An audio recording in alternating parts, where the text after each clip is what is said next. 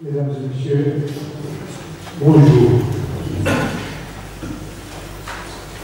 Merci beaucoup de votre présence. Merci, Vos Excellences, Messieurs les ambassadeurs, les corps diplomatiques des différentes ambassades. Merci des intervenants, chercheurs de renom, universitaires, spécialistes et personnalités qui ont déplacé de l'Irak, de Russie, de Suisse, et aussi d'Autriche pour participer à ce colloque sur le financement du terrorisme.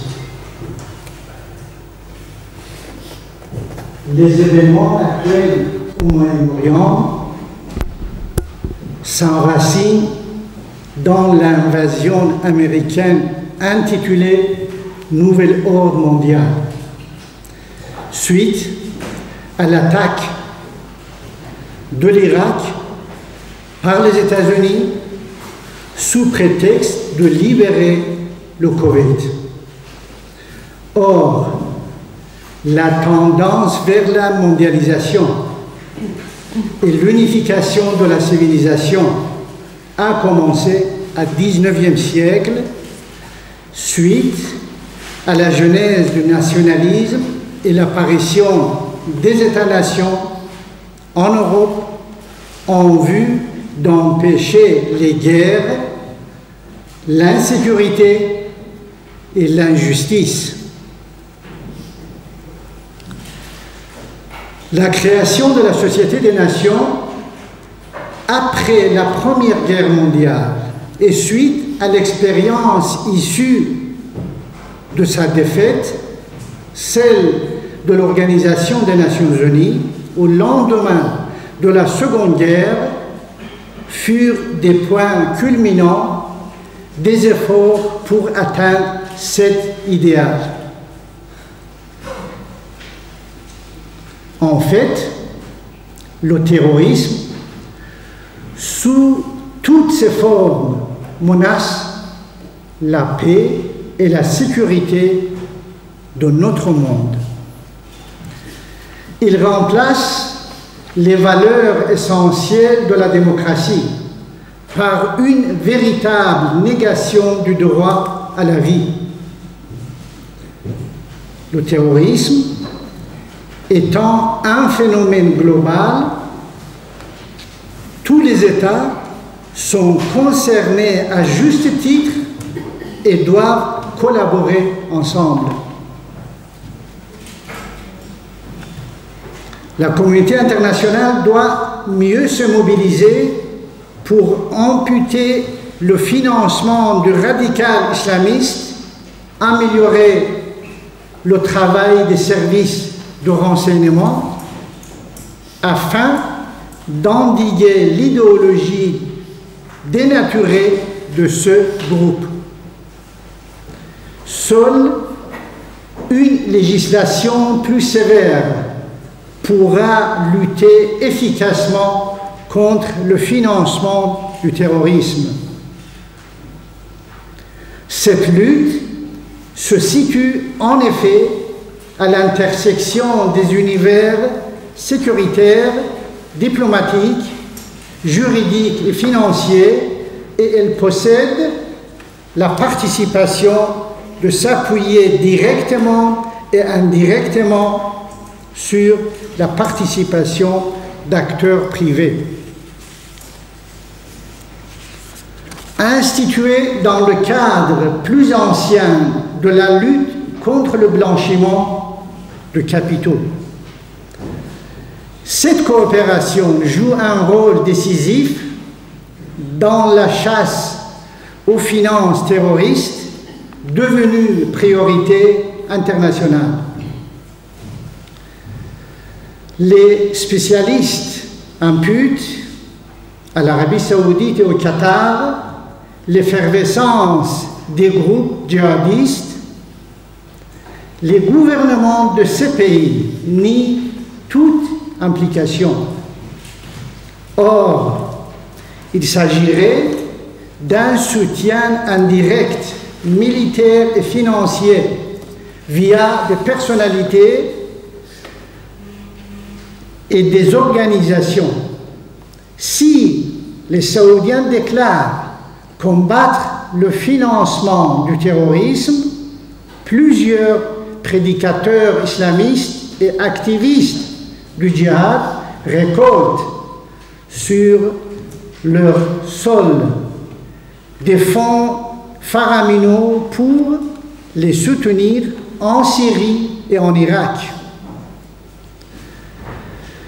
Ces fonds transitent par l'Émirat du Koweït et les Émirats arabes unis pour ensuite être dispersés vers des cellules ou organisations rebelles.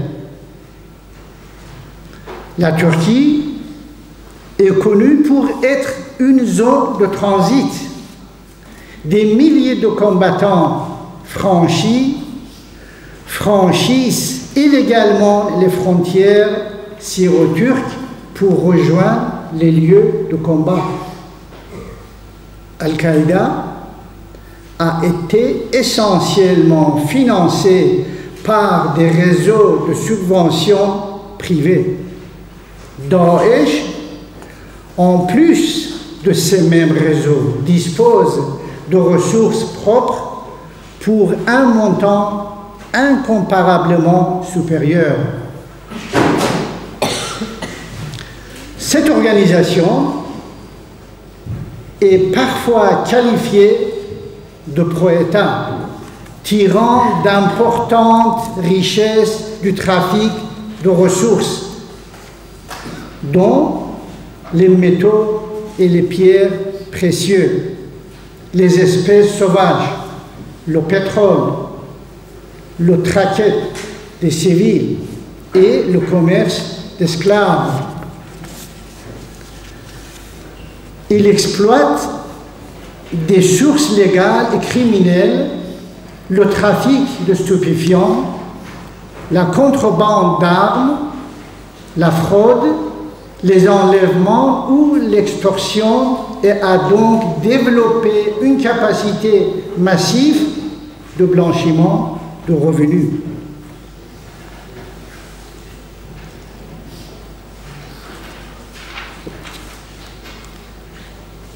Le 17 décembre 2015,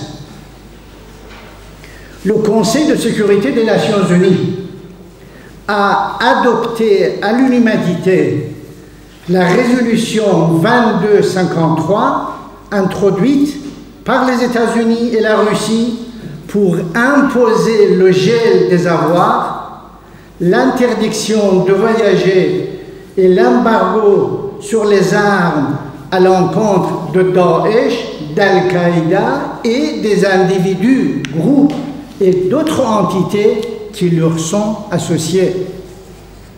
Le lendemain, le Conseil de sécurité a adopté à l'unanimité la résolution 2254 comme base d'une solution politique dirigée par la Syrie pour mettre fin au conflit. Les sanctions exploitent, d'une part, de concourir et financer, organiser, faciliter, préparer ou exécuter des actes ou activités d'Al-Qaïda et Daesh sous leur nom ou pour leur compte. D'autre part, de les soutenir, de recruter pour le compte d'Al-Qaïda ou Daesh, de toute autre manière, des actes ou activités d'Al-Qaïda, de Daesh ou de toute cellule, filiale ou tout groupe dissident. En fait, des puissances comme le Qatar, l'Arabie saoudite et la Turquie sont toujours en train de financer, armer et envoyer des terroristes vers la Syrie. C'est ignorer la résolution 2253 qui met l'accent sur la nécessité de couper le soutien aux terroristes afin de les vaincre, ce qui conduira éventuellement à une solution politique en Syrie. Les États-Unis semblent avoir perdu le contrôle de leurs alliés régionaux en Turquie, au Qatar et en Arabie Saoudite, et ont été incapables de les empêcher de soutenir le terrorisme en Syrie et par le fait même de violer la résolution 2253. Récemment, Amnesty International a pointé du doigt pour la première fois de façon explicite Ankara, Washington, Riyad et Doha pour avoir fourni des armes au groupe terroriste le Front Al-Nosra, rebaptisé Fatah Sham, et Ahrar Sham qui opère en Syrie. L'Organisation des Nations Unies et les pouvoirs occidentaux, surtout les États-Unis, continuent à se concentrer sur la résolution 2254 qui porte sur la solution politique à la crise en Syrie, ignorant totalement qu'aucune solution politique ne peut être atteinte avant d'avoir éliminé le terrorisme, qui est l'essence même de la résolution 2253. Également, la résolution 1373 en 2001 prévoit en particulier que tous les États doivent prévenir et réprimer le financement des actes de terrorisme et s'abstenir d'apporter quelque forme d'appui, que ce soit actif ou passif, aux entités ou personnes impliquées dans des actes de terrorisme. La Charte des Nations Unies prévoit des sanctions tant contre le terrorisme que contre les États laxistes qui laissent les terroristes exploiter des organisations non gouvernementales ou caritatives. Effectivement, les États doivent combattre vigoureusement les trafics de stupéfiants, de drogue et de personnes, ainsi que les réseaux criminels de transfert de fonds et d'enlèvement de citoyens. Si la France est une cible privilégiée des terroristes, et encore tout récemment à Nice, c'est en conséquence de son engagement dans une véritable guerre contre le terrorisme. Il est vrai qu'une commission d'enquête parlementaire relative aux moyens mis en œuvre par l'État pour lutter contre le terrorisme a été constituée, ainsi qu'une mission d'information sur les moyens de Daesh. Ces mesures ont fait l'objet de publications, que ce soit dans le parti sur la nécessaire réforme des services de renseignement, celle de la réponse pénale adaptée à la menace terroriste, celle sur la protection et la sécurisation du territoire, celle sur la lutte internationale contre le terrorisme ou même la liste des propositions de ces deux rapports, on ne trouve aucune trace d'un travail en profondeur sur la nécessité d'assécher financièrement des filières terroristes.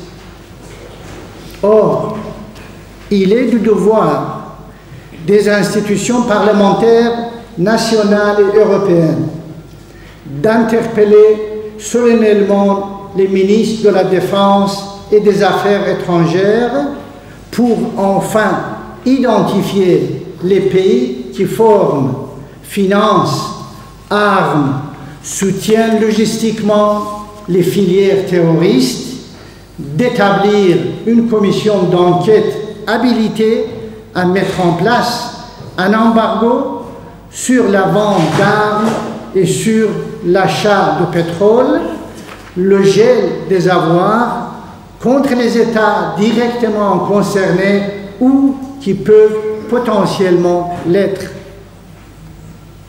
C'est une question de cohérence et de crédibilité de la lutte antiterroriste, laquelle ainsi menée rendrait justice aux milliers de victimes de terrorisme et condamnerait les États qui le soutiennent.